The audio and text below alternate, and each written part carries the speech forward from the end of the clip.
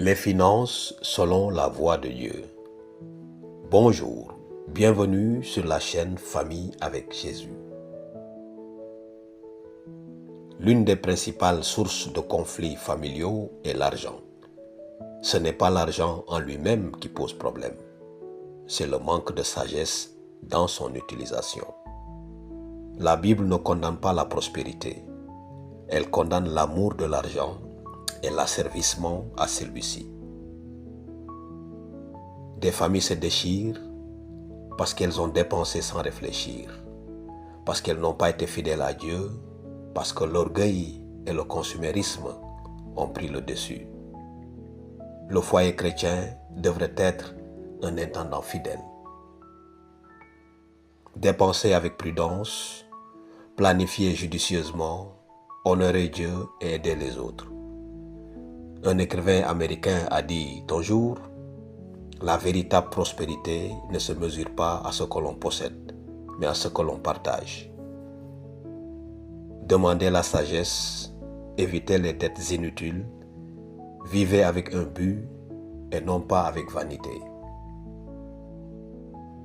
Et souvenez-vous, là où Dieu guide, il pourvoit. Des projets bien conçus mènent à l'abondance. Proverbe chapitre 21, verset 5. Dans une petite ville, vivait un couple chrétien fidèle qui vivait dans la simplicité. Ils n'étaient pas riches, mais ils avaient une règle bien ancrée dans leur cœur. Dieu d'abord, puis tout le reste. Chaque mois, ils mettaient de côté leurs dîmes, faisaient des offrandes et géraient soigneusement leurs finances. Il ne leur restait jamais grand-chose, mais il ne manquait jamais du nécessaire. Un jour, le voisin fit cette remarque. « Vous êtes fou, avec cet argent, vous pourriez acheter bien plus de choses.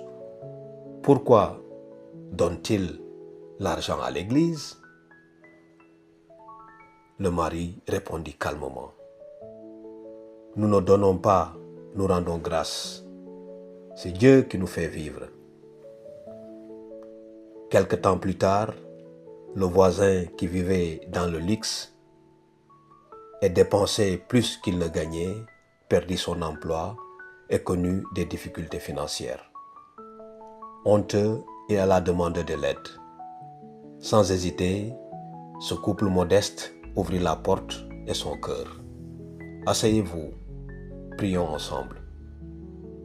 Voyons ensuite comment nous pouvons vous aider. » Il resta silencieux, ému.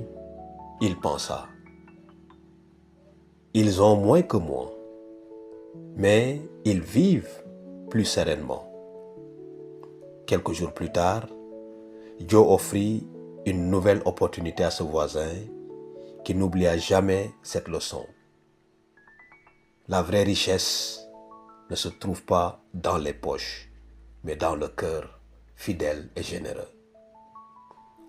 Lorsque nous mettons Dieu au premier plan, il apportera l'harmonie à tous les aspects de notre vie, y compris nos finances. Prions.